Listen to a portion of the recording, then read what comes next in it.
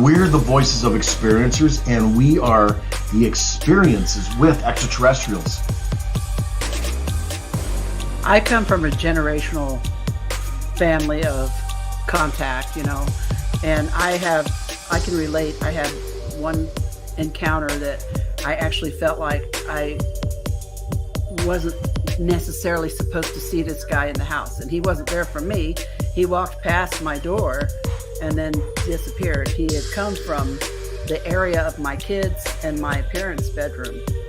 It's time for disclosure. It's time for truth, because truth brings powerful transformations. As you guys are saying, it does come in families and generations.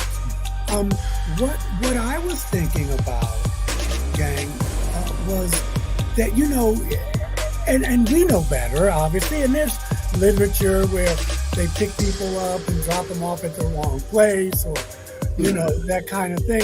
But it just goes to show that they're not infallible, that Deb sees this individual walk by, because you get this thing, they have all these, these senses of clairvoyance and intuition that they kind of sense all these things, but maybe they didn't see it. What else can the voice he tell of you? change and profound evolution. So I wonder if it's part of the evolution that, when we were really young, because we're close to the same age, we weren't to that point. We're the bridge between two different worlds. It's funny because I was just sitting here thinking, how much of our lives do we really remember? I know. I mean, there's probably, if they can just take us and at times and put us in school and do these things, without us really remembering, unless we get regressed. A lot of our time in our lives could have been spent somewhere else, and we don't even know it. That's Profound integration is coming. What else can he tell you? Teaching me. Maybe they're a parent. They're a type of parent to you? Or I see a third parent, my hand. Part of me is part of them. He's giving me information. How he's a part of you. Some of his, he's trying to teach me logic. His DNA, or he's trying to train something with my DNA. Ask him why it's important that he trains your thinking. It's where he said Arcturian or something. Teach others with the training. He says it's hard to explain. He can't really show me. It's far away. Prepared for them, I think. Can he tell you the constellation kind of things that you need to be? What else can he tell you? Prepared for them. You need to think like them to understand. Maybe they're a parent. They're a type of parent. Everything is logical. A third parent, mathematical. Part of me is part of their. Don't want us to make assumptions. They want us to apply facts. They think like they do. DNA, or he did something with my DNA. They seem compassionate. Sure, if it's right, it's where emotion there, but they don't want us to think with the emotion. Trying to learn to ignore it, so we can. He can't really show me. It's far away. So can you tell you the constellation? Think like them and not be afraid of them. So that they can talk to us, because what they think, how they think is not normal for us. Would be scary to some people. Are they planning on talking to all of us more? How long it's going to take for them to want to live with us? I don't think it's all of us. I think it's some of us they want. They're not sure. Where would they look? They want to take some of us with them. Where are they going to take us? We won't see a permanent place. It's like we travel with them. Where will we travel? Space. We'll see other places. What other places? Other planets.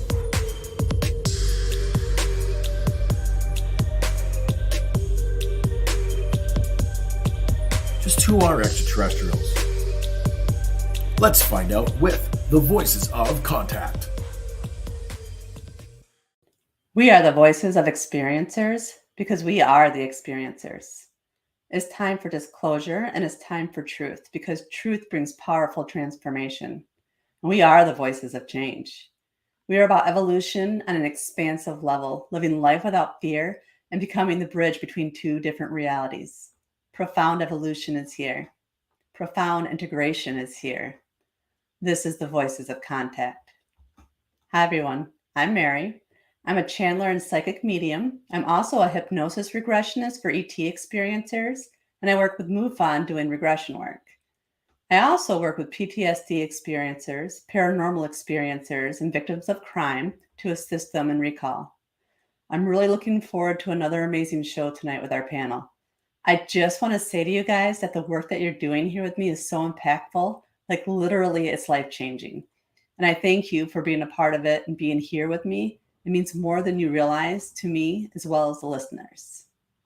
So allow me to introduce some of my most favorite people. First, we have Deb and RJ DeRoos. They're authors, paranormal UFO researchers, and they're experiencers themselves. And they also are the founders of the Michigan UFO Contact that happens every year in Houghton Lake, Michigan at the end of September.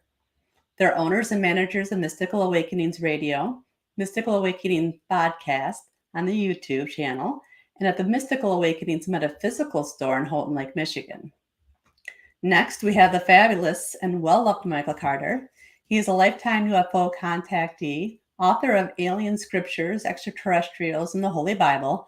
He's also a regular consultant on the History Channel's Ancient Aliens series and the Travel Channel's UFO Lost Evidence series, as well as being featured in several UFO documentaries. Last but definitely not least, we have our amazing new panelist, Deborah Jordan Cabo. She was the central figure in Bud Hopkins' international bestseller, Intruders, The Incredible Visitations at Copley Woods, which was actually made into a CBS miniseries in 1992.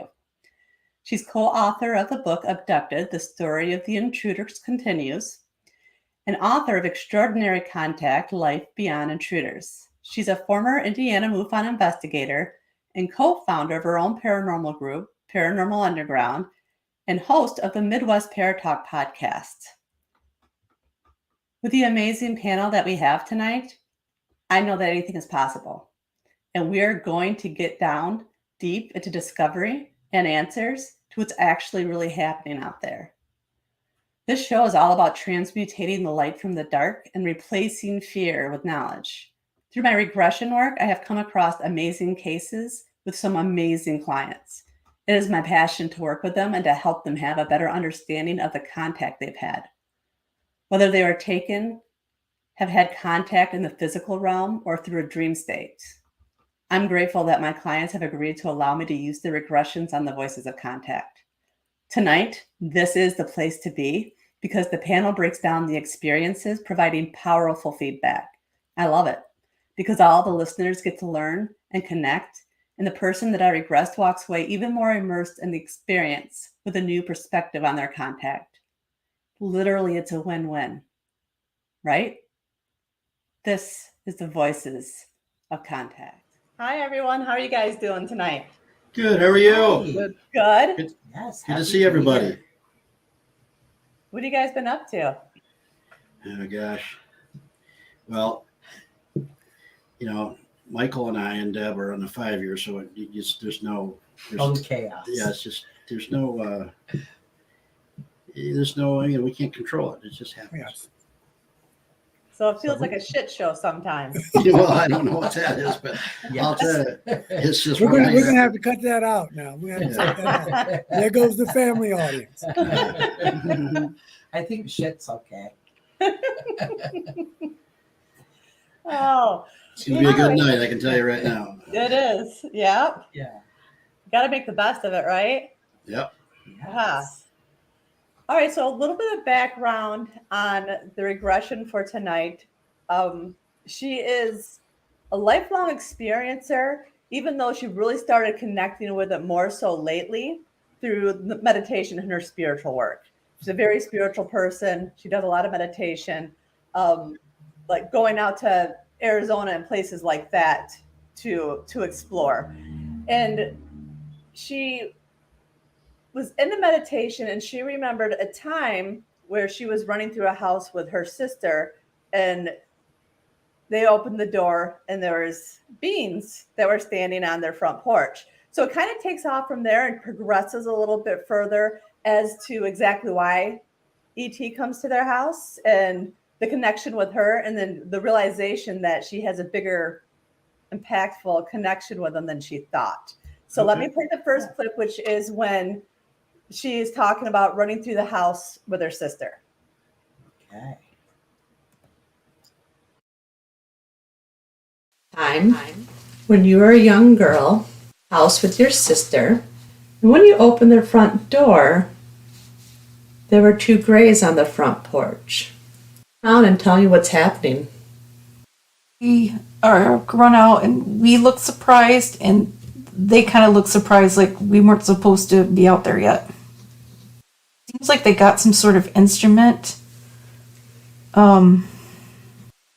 looked a little shocked, like we weren't supposed to come out yet, like they were still getting readings or something. We're sort of staring at them because we're shocked that they're there. You ask them what they're doing there? I think they want to gather information about us. Ask them what kind of information they're trying to gather.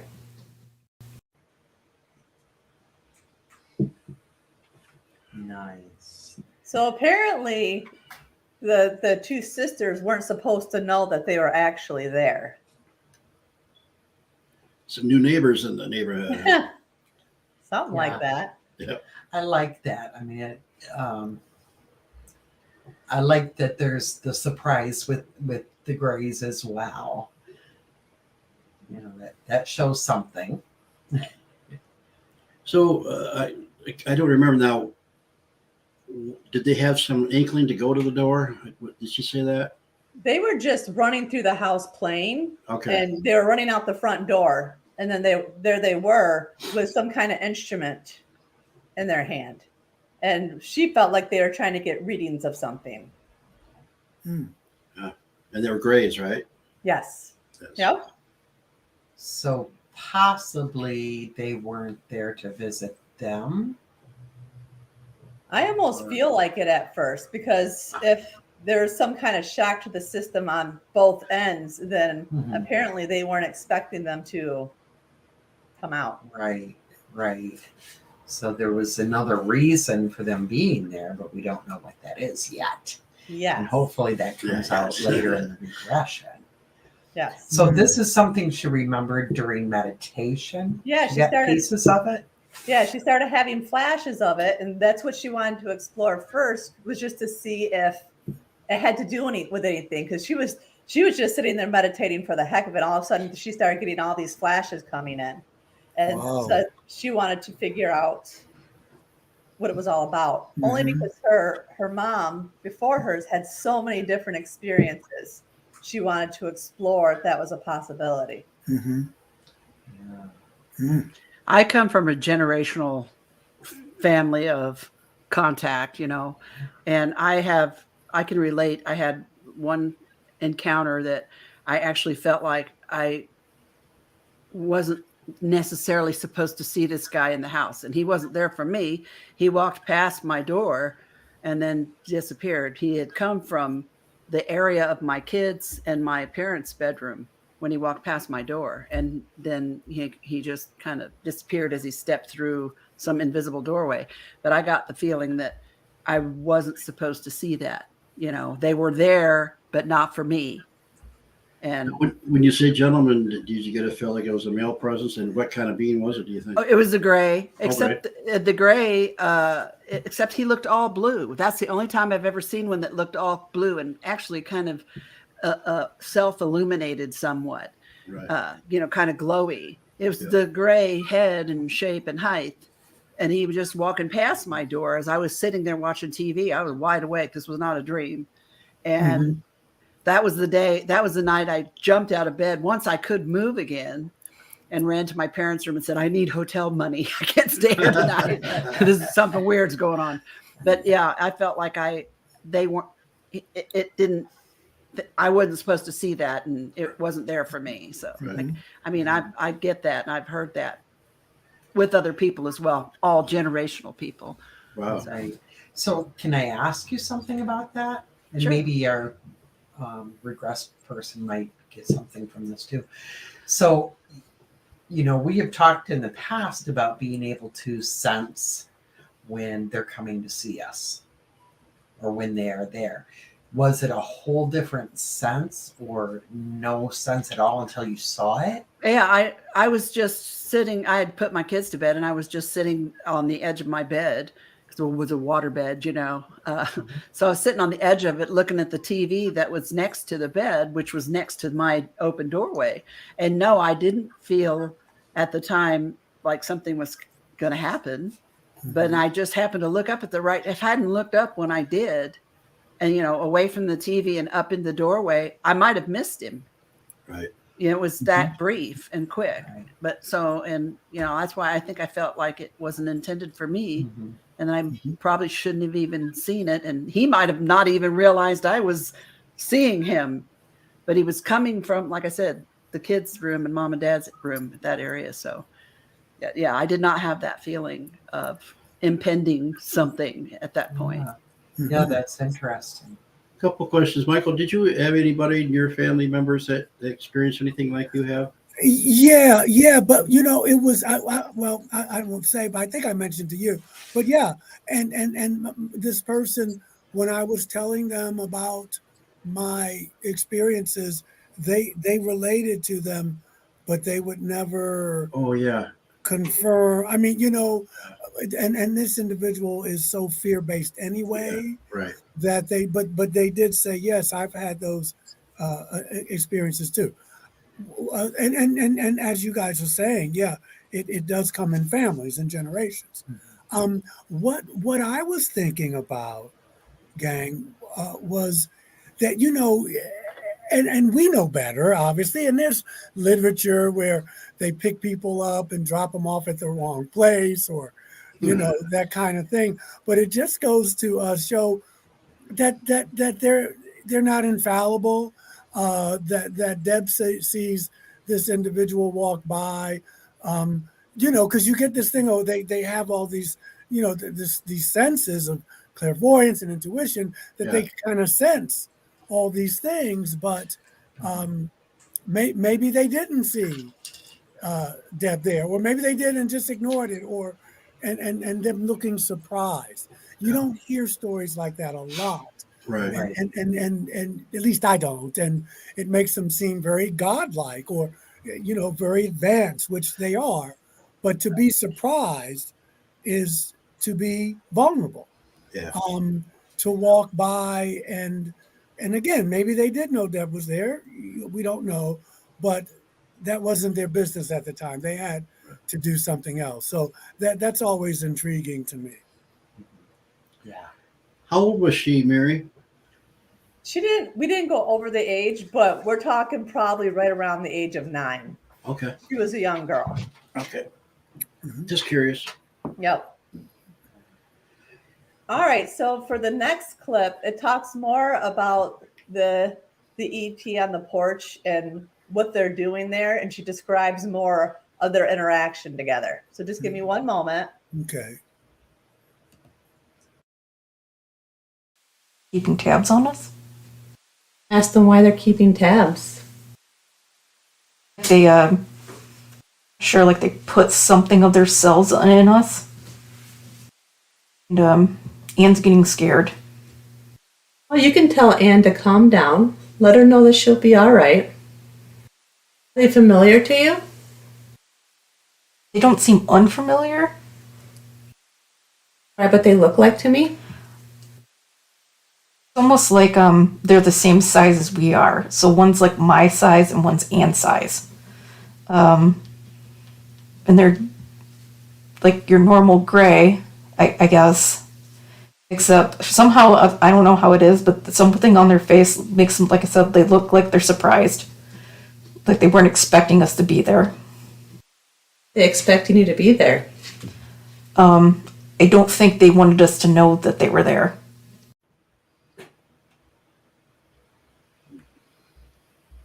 So they're keeping tabs on them because they have their DNA. That's interesting. Yeah. And through this show, I'm starting to feel like that's not as uncommon as we thought it was. or at least happens more frequently than we're, you know. Yeah.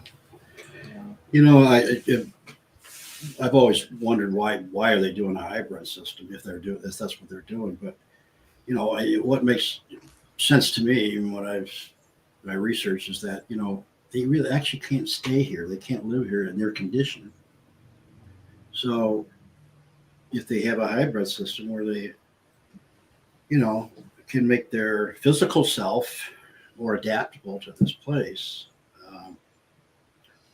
It might be the opposite. They just might want our DNA for other places too. Mm-hmm. So, Mm-hmm. but some of it has to do with if they want to be here, they have to switch their DNA. You see on Star Trek when they put on they go into they make themselves look like the planet they're going to, and stuff like that. But so there, you have to ask yourself, why are they doing the hybrid system? Why are they doing this program that's so common in a lot of our regressions and books and everywhere and throughout history? But so it's something to think about. Mm-hmm. Why are they doing this? Or is it that all humans have some of their DNA, and that's the way it's always been? I'm feeling that. Yeah, me too. Me too. There was also a scenario where, some of these grays got to the point where they couldn't reproduce. You heard that story, right? Mm-hmm. I've heard that story. Yeah. So I've heard that. Yeah. So maybe they're trying to create a new version of themselves where they can reproduce. And I think all those things that you guys just said, are very plausible. I keep going back to the Sumerian text and Genesis, because that's what this particular group was, and I'm thinking maybe it's just different names for different races. Yeah. But they all had this. If they had a hand in creating us, Mm-hmm. this has just been going on. It could also be. It could also be that this is where we're headed. I know people are freaking out with AI, and it's already here and it's coming. Yeah. They seem to be able to use it, but not all, obviously. But a lot of these folks are a little more advanced spiritually, maybe a lot more. But even the ones that aren't, it seems like this is inevitable. That this is a natural evolutionary process for some civilizations that can handle it, where there is this mixture of this hybridization program, that there's obviously this high degree of technology, and that there is artificial intelligence, and this is kind of a natural progression if you can handle it. I mean, we could destroy ourselves with it. And you read a lot of, there's literature about, civilizations destroying themselves, and even our planet having cataclysms and extinction level events. And then people come back and they're kind of 2.0 or what have you. And so this could be what we're being prepared for. Right. Yeah, I totally agree with you, Michael. Yeah. And it's been just going on since, even with Sitchin's work, which I think was brilliant, the Sumerian tablets and what have you, the stories they told, but they're based on even older records. Yeah. So there were civilizations way, we talk about Atlantis and Lemuria and Mu, but there were civilizations before that have come and gone. The human body, I mean, if the Anunnaki did create the Homo sapiens sapien, it's really a miracle machine, the way it works, the way it functions. But you also see why religious people don't want to touch it. Right. Because obviously then you're saying, well, where's God in all this?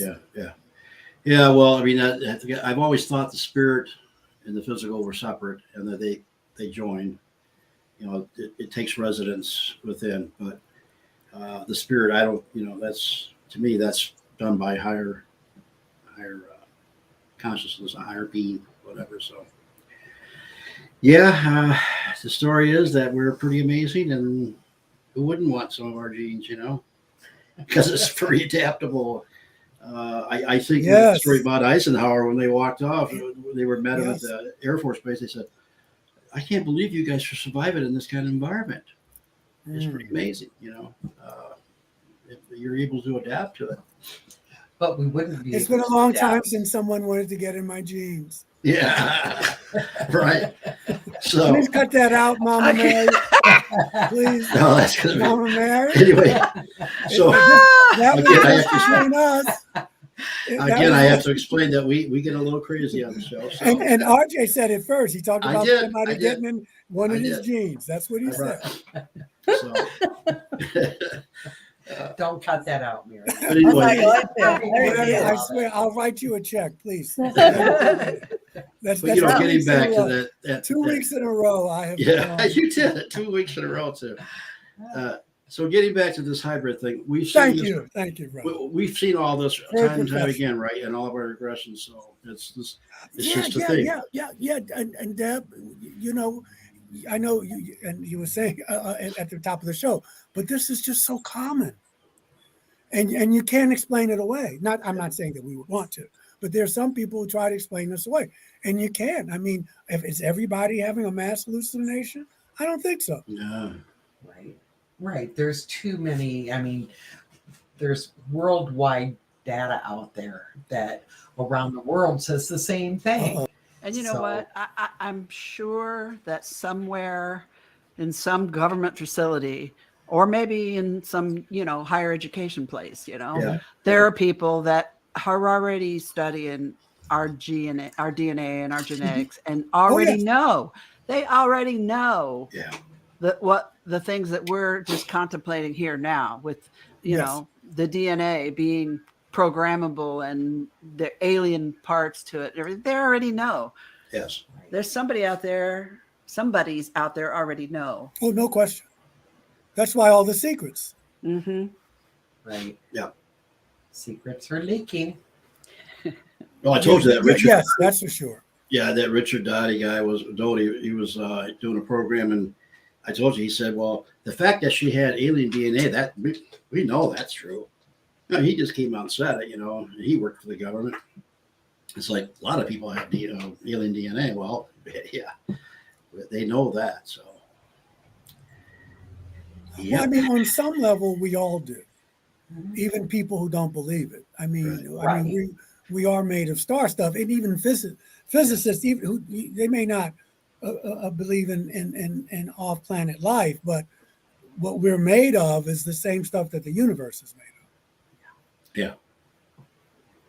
Everybody of comes on a from there. cellular level. Yeah. Mhm. All right. So for this next clip, this is where she starts to delve into the instrument that ET had with them. Okay. Good. Like they were trying to get information and we interrupted them and we weren't supposed to know. Did they get their information? Really sure. I think we may have interrupted it. Like I said, it looked like they were trying to measure something or take a sample or something like that. And what is it that they're measuring with? That this instrument they have, it's kind of like a long metal instrument and it's got like a round end. I don't know what they're doing with it. There's something about it makes me think it scoops. I want you to take a closer look to see if you can get any more details of what it looks like. But it's got like a thing at the end, like kind of like an antenna or something at the end of the ball. Samples the air or something? I'm not sure. It's sampling something. It sounds like one, and probably every ship has one, I guess. But it sounds like if you got the book, Boylan's book about positive extraterrestrial encounters and the drawings in it, it sounds like a drawing that's in one of those books. The other thing, again, is I just love the surprise part. And I was thinking of Clifford Stone, who was in Vietnam, and he was with the cat. He says he was with the crash retrieval with a crash retrieval. And he was talking about, and it's been going around on, it's probably old, but it's been going around on social media. And he was on a patrol. There was either a crash retrieval, there was something, and he was there with some other, they were on like some type of patrol or something. But my point being is this, and I may have that part mixed up, but he said that they thought they were Viet Cong. And so they opened fire on these people. And of course, their bullets didn't do anything. And he said a gray person turned around and looked at him and said, Clifford, you're not supposed to be here. What are you doing here, Clifford? And anyway, so Clifford sees them, and they didn't know Clifford was there. So again, it's that element of, no, you don't know. They don't know everything, and so they were.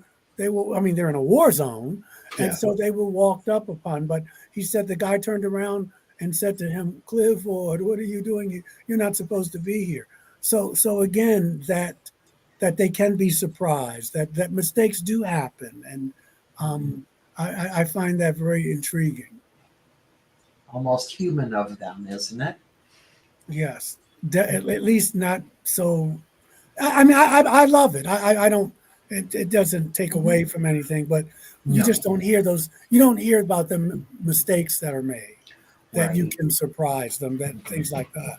And Clifford went on to be quite the witness to a lot of things. So Yes. yes.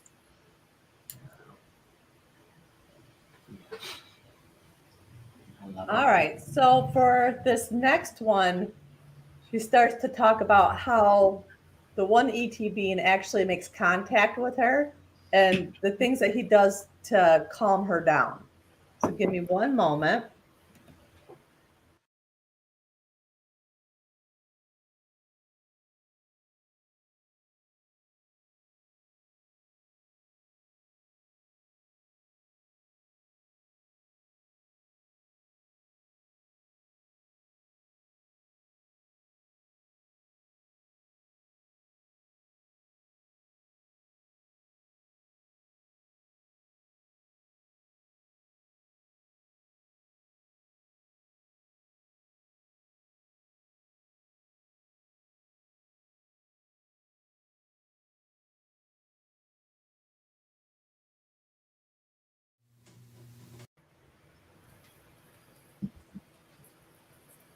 Interesting.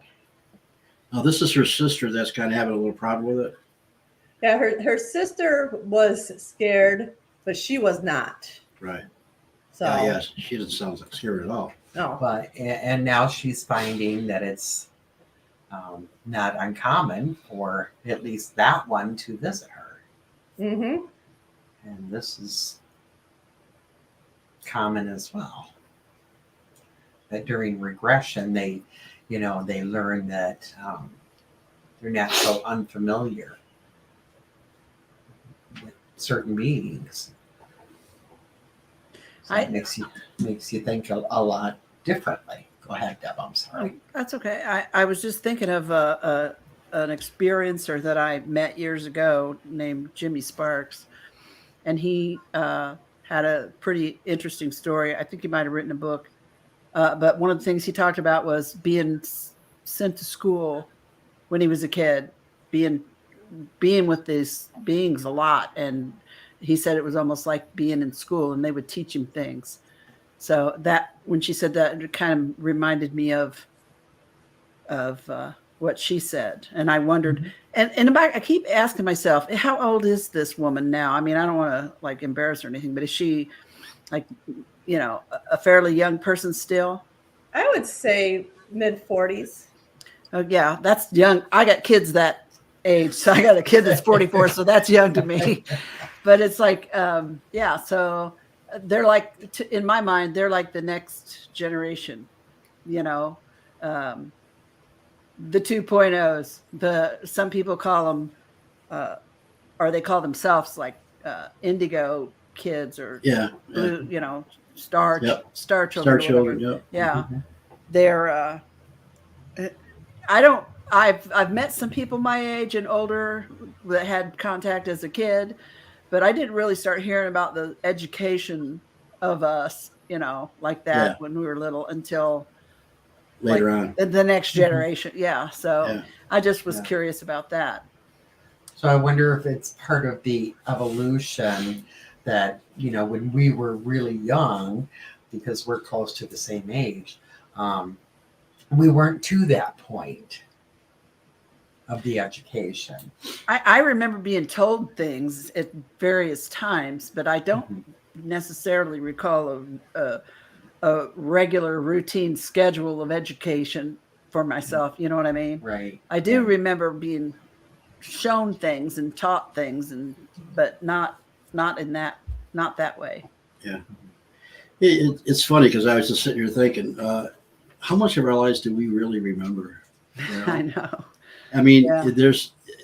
there's probably, if they can just take us and at times and put us in school and do these things, you know, without us really remembering unless we get regressed. Uh, a lot of our time in our lives could have been spent somewhere else, and we don't even know it. That's true. That's true. I mean, You because know, there's a lot of my experiences. I don't remember the full experience right? consciously. I still don't have memories of some of them. I have beginnings and ends, but Yeah. I still am missing the middle pieces. Because I'm So, saying on our own, we probably can recall maybe 25% of our life. You know, yeah. where the 75% go.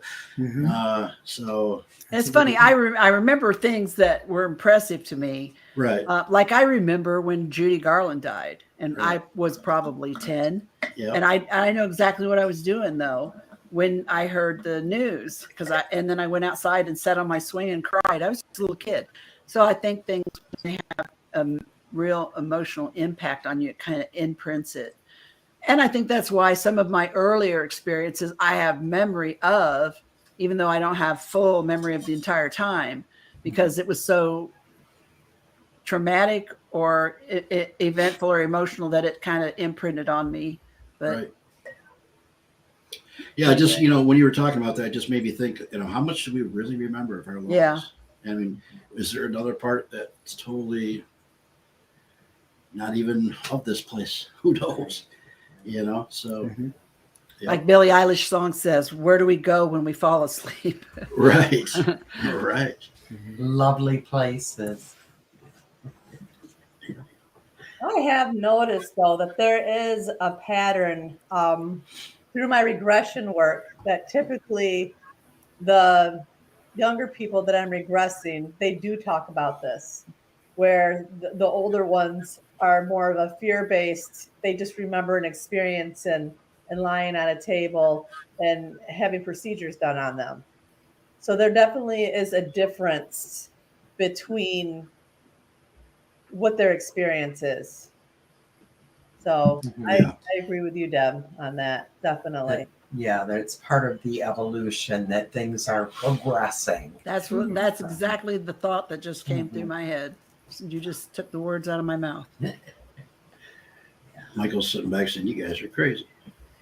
He's No, always no, No, That's why no, he I loves just us. kidding you. no, not at all. I was just thinking though too, but you also have to remember that um, there's some things that they don't want you to Right, remember. right. And so like Deb was saying, she remembered when Judy Garland died.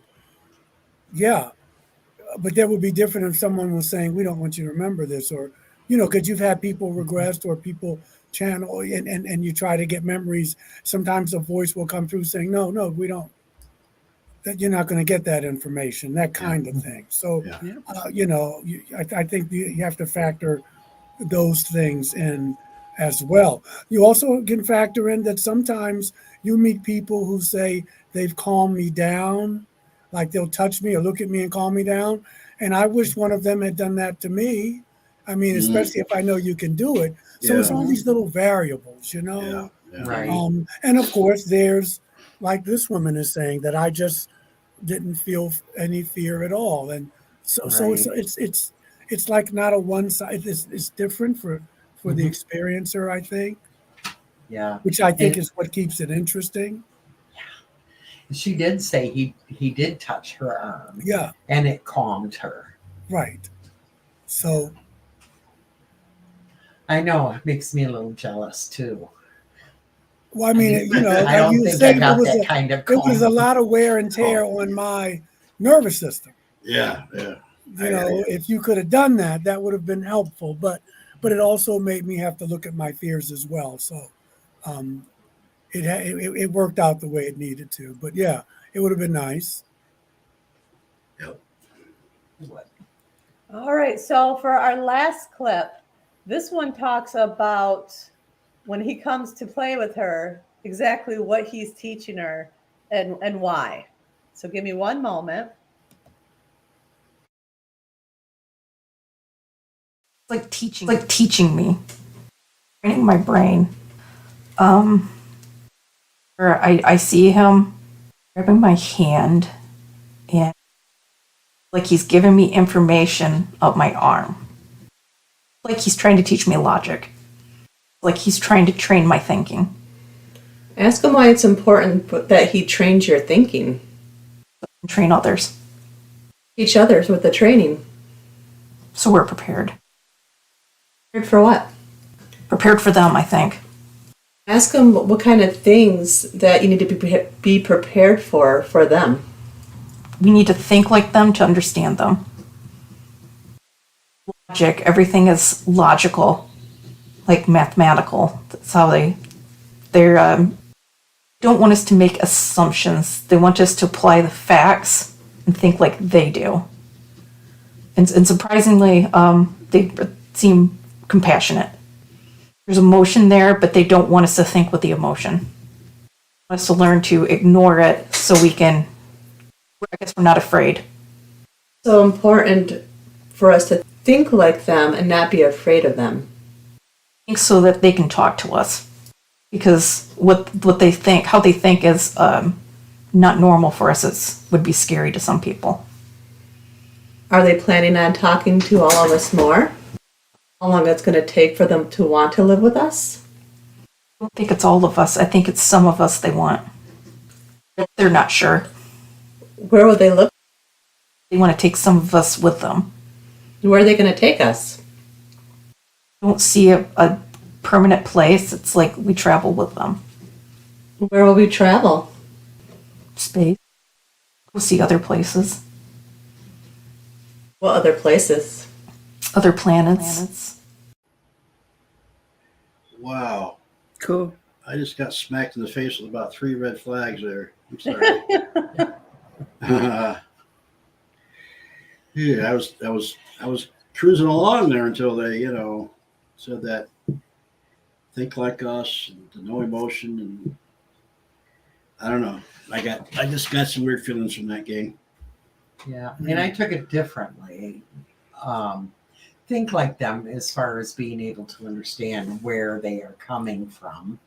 And I don't think she said no emotion. They have emotions. Yeah, but she said there was compassion. yeah, but they don't want us to use our emotions to think. And that makes sense. No, I got that they don't want us to be afraid. And then I get that because that's something that I've had drilled into me over and over, that fear slows the process and that it's unnecessary. So I should let it go. So, yeah. Yeah. And it was very, the first thing that popped in my mind was, bits and pieces like Spock, like they're logicians and very mathematical, which is precision. And a lot of physicists will say mathematics is the language of God. But I got it like you did, Deb. I didn't get anything sinister about it. And look at the world that we've created. It's sometimes we're over emotional, and that clouds our thinking.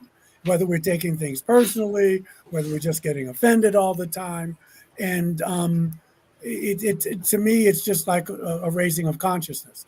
You have to change your consciousness, and you have to change the way you think in order, even without them, just to change your life. So I kind of got it. Yeah. Yeah. Me too. And it goes along with what we were saying before this clip. Part of the evolution of how they are treating us, how they are taking us, the fear. And maybe they realize too that they were scaring the hell out of us, and that had to stop.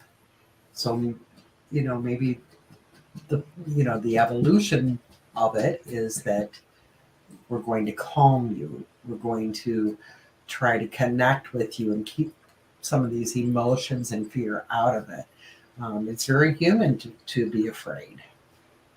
Yeah, I agree. I think though that again, I think that we need to do some work, as Deb was saying. I know I've said that I had to walk through my fears. I didn't get rid of all of them, but what's the old adage? Fear is not the absence of courage. It's just you have to work through your fear. And so I hear what you're saying. I'm always meticulous about words because that means they do this and they do that, and we just are passive. There's some work that we have to do for ourselves, because otherwise, I think that we can wind up making them God. It's like, okay, I don't believe in Jesus anymore. I don't believe that, so I'll make them the gods. They will do this for me, and they will do that for me, and we still have agency. And I think that that's very, very important. It's also important that we don't, we don't say, well, all of them want this. There may be some people who don't want that. Maybe some people want us to be a little more dependent on them. But we have agency, and that's how you grow. Evolution is not about them fixing us, or we're gonna keep you from being afraid. They can navigate and walk with us, but I think the spiritual path is that we have growth, and we have to do some things too, to navigate our fear. Not think that they're gonna just take the fear away from us. Right. So maybe I watch too much Star Trek and I don't have to worry about resistance is futile. Well, with the board maybe, but because it's easy. It's easy just to say, okay, they all want this, and I don't know if that's really true. But for what's happening with this young lady, it sounds promising. It sounds challenging. It sounds exciting. With this group of people that she's working with. Now, she could get a visit in December, different race, different agenda, different look, Yeah. Absolutely. But what I'm trying to take out, or what I am taking out of this that feels right to me, is that the evolution is on both sides. It's not only us learning and becoming more open and spiritual and connected, but they are also learning, or at least some of them, this race anyways, learning that it's okay to calm us, and it's okay to work together and be more united if we're going to work toward this, the collective. No, I agree. It seems like they already know that, though. Mm-hmm. Seems like they know that. And they're trying to get us to know that. Yeah, I think they know that. She said collective. See, you got me right back to where I was. Yes. Yeah. And again, RJ, what will you feel? Can you say more about where you were there? I guess I had a little problem with the fact that they were trying to make her think like them. Mm-hmm. And instead of, be yourself and we'll think together like we think, So like a mind control? Yeah, it was like, I just got this feeling that, I might be wrong. I might be just paranoid. I might be we're all just we're all speculating. Right. But I just got a little flag came up, and But I understand what you guys are saying. I can see that too. I just want to be cautious and a little careful. Yeah, I'm with you. Yeah, and that's why there are 4 of us here, or 5 of us here, because everybody has their own view, and it's good to share this information and what we feel and what we think.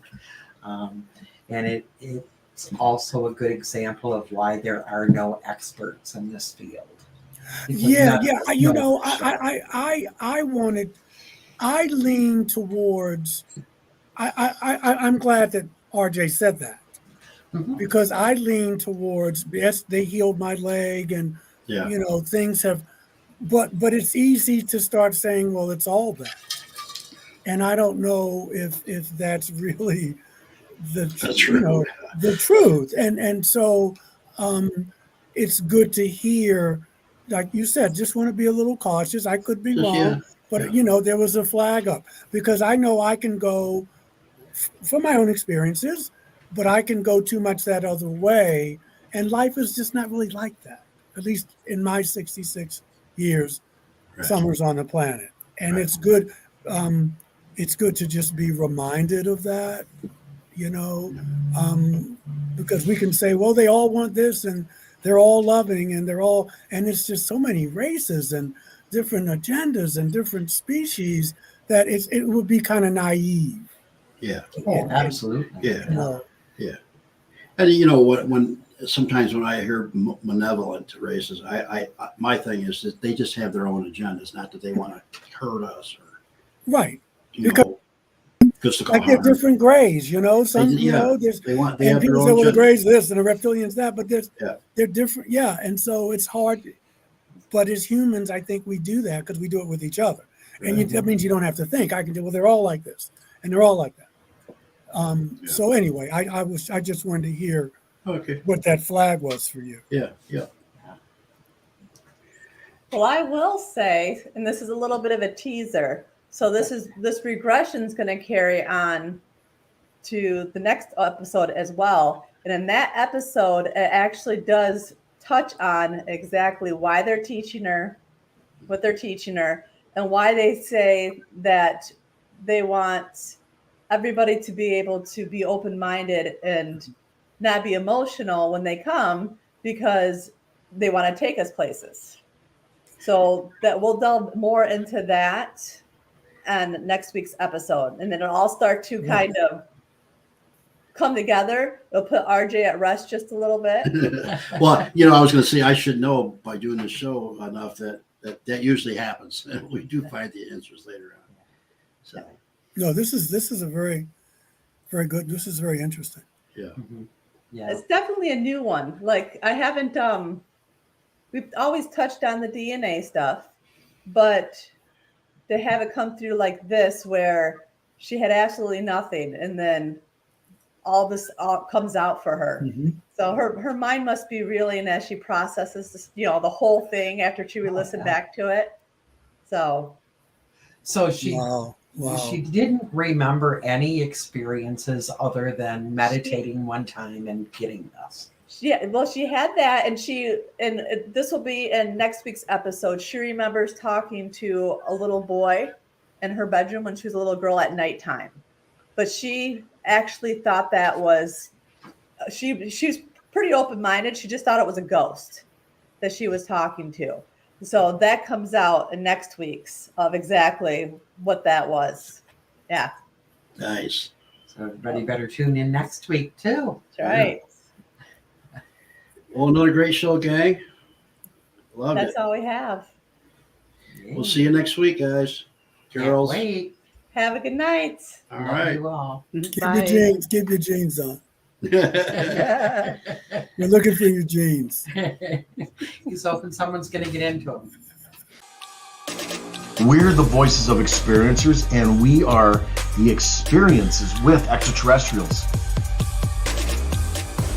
I come from a generational family of contact, and I can relate. I had one encounter that I actually felt like I wasn't necessarily supposed to see this guy in the house, and he wasn't there for me. He walked past my door and then disappeared. He had come from the area of my kids and my parents' bedroom. It's time for disclosure.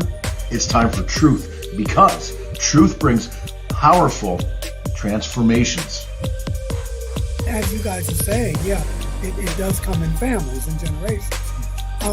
What I was thinking about, gang, was that, you know, and we know better, obviously, and there's literature where they pick people up and drop them off at the wrong place, or, you know, that kind of thing. But it just goes to show that they're not infallible.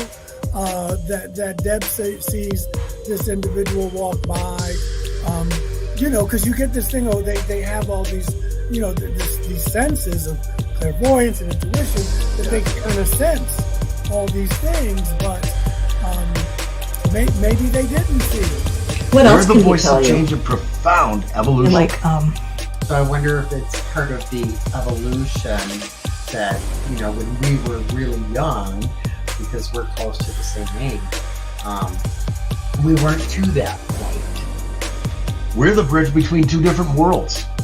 It's funny because I was just sitting here thinking, how much of our lives do we really remember? I know. I mean, Yeah. there's probably, if they can just take us and times and put us in school and do these things, you know, without us really remembering, unless we get regressed. A lot of our time in our lives could have been spent somewhere else, and we don't even know it. That's Profound integration is coming. What else can he tell you? like teaching me. Feeling like maybe they're a parent. They're a type of parent to you? Or I see a third parent, like my hand. Part of me is part of them. Like he's giving me information. Ask him how he's a part of you. Some of his, he's trying to teach me logic. Like his DNA, or trying to train my something with my DNA.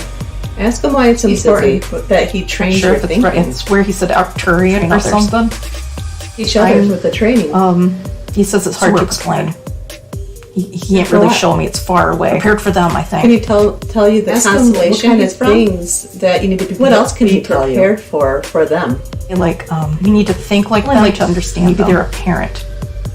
They're a type of parent. Like everything is logical. Like a third parent, like mathematical. Part of me is part of their. Don't want us to make assumptions. They want us to apply facts. I think like they do. DNA, or he did something with my DNA.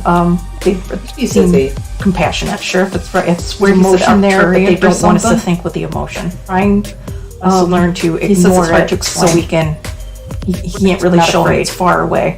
So can he tell you the constellations like them and not be afraid of them? I think so that they can talk to us, because what they think, how they think is not normal for us. Would be scary to some people. Are they planning on talking to all of us more? How long it's going to take for them to want to live with us? I don't think it's all of us. I think it's some of us they want. They're not sure. Where would they live? They want to take some of us with them. Where are they going to take us? We won't see a permanent place. It's like we travel with them. Where will we travel? Stay. We'll see other places. What other places? Other planets.